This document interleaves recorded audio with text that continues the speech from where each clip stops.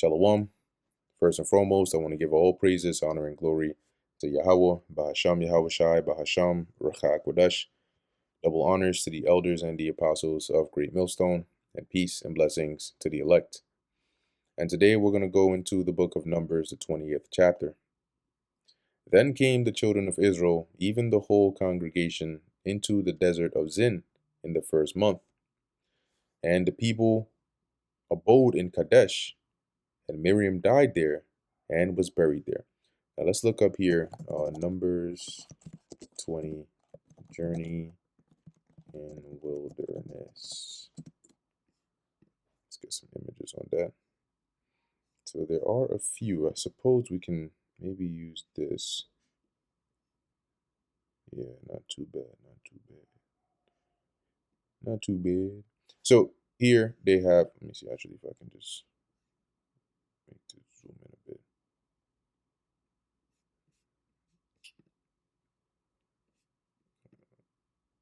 Okay, I suppose not.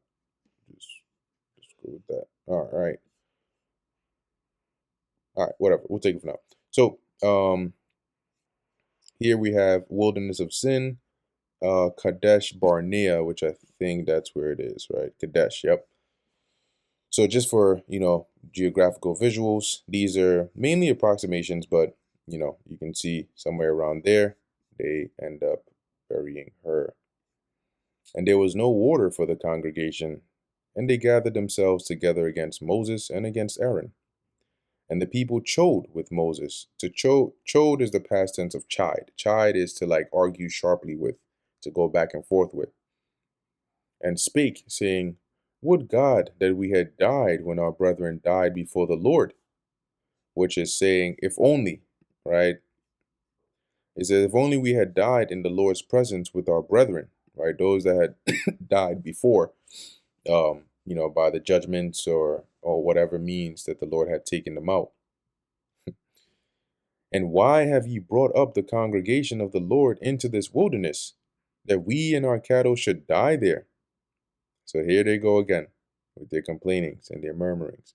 Oh, there's no water. Oh, you brought us here to kill us. Oh, would to God that we had just died. It had been better if we just died with our brothers than to suffer this kind of heat and this kind of torture, because that's what you're doing. You're torturing us. Our cattle don't have anything to drink. We don't have anything to drink. Like, what's up here? And wherefore have ye made us to come up out of Egypt, to bring us into this evil place? So why did you bring us out of Egypt to this evil, dry ass land that we've been going in for God knows how long? It is no place of seed, or of figs, or of vines, or of pomegranates, neither is there any water to drink. We can't plant anything in here, right? There are no figs, there are no vines, no wine, no grapes, no pomegranates, no nothing. There ain't even no water on top of that. And Moses and Aaron went from the presence of the assembly onto the door of the tabernacle of the congregation, right where the Lord would appear. And they fell upon their faces, and the glory of the Lord appeared unto them. And the Lord spake unto Moses, saying, Take the rod, and gather thou the assembly together, thou and Aaron thy brother, and speak ye unto the rock before their eyes, and it shall give forth his water.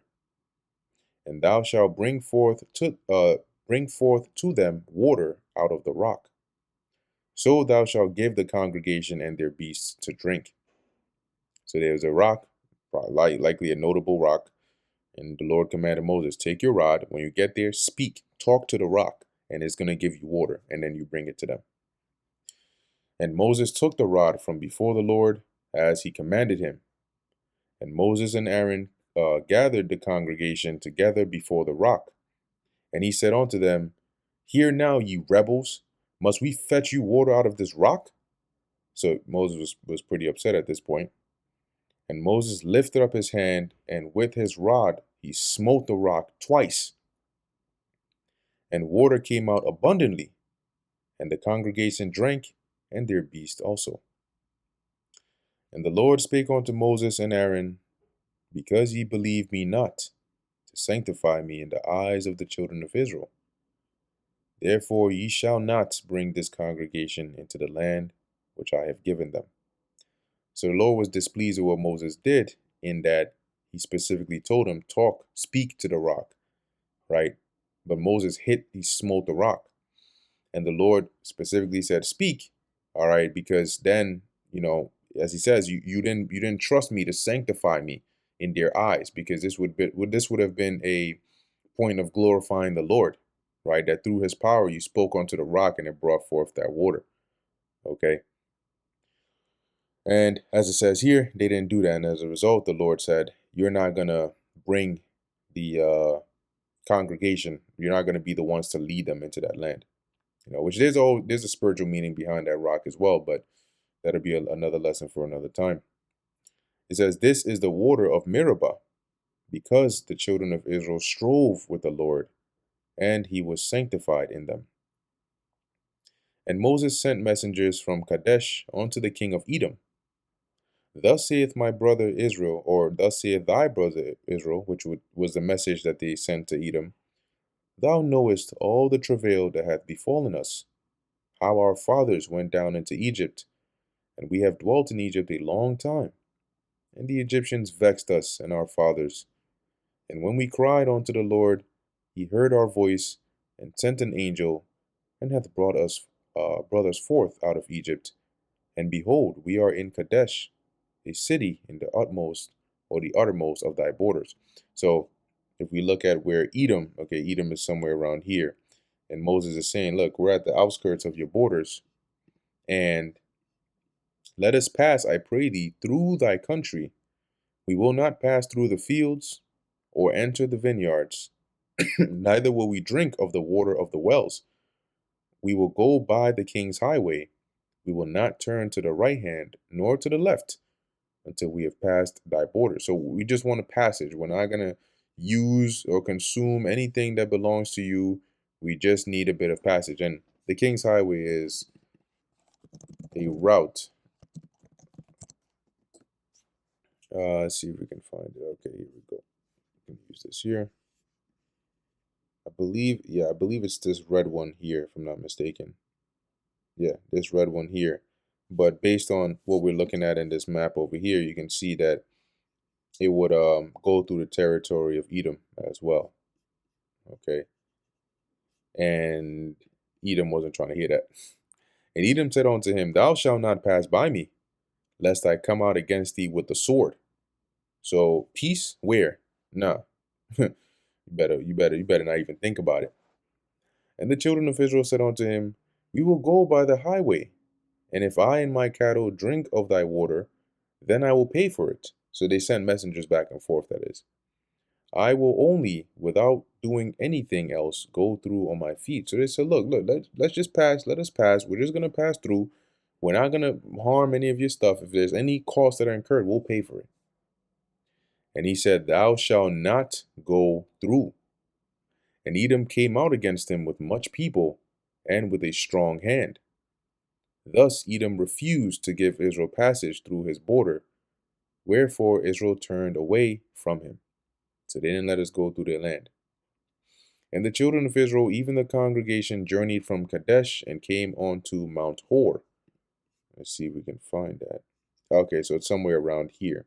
So looking at the passage from Kadesh all the way around, since we couldn't go through Edom, we came down and got here, Mount Hor.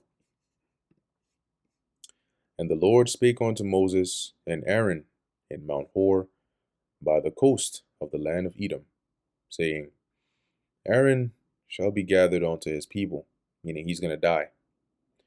For he shall not enter into the land which I have given unto the children of Israel, because ye rebelled against my word at the water of Meribah.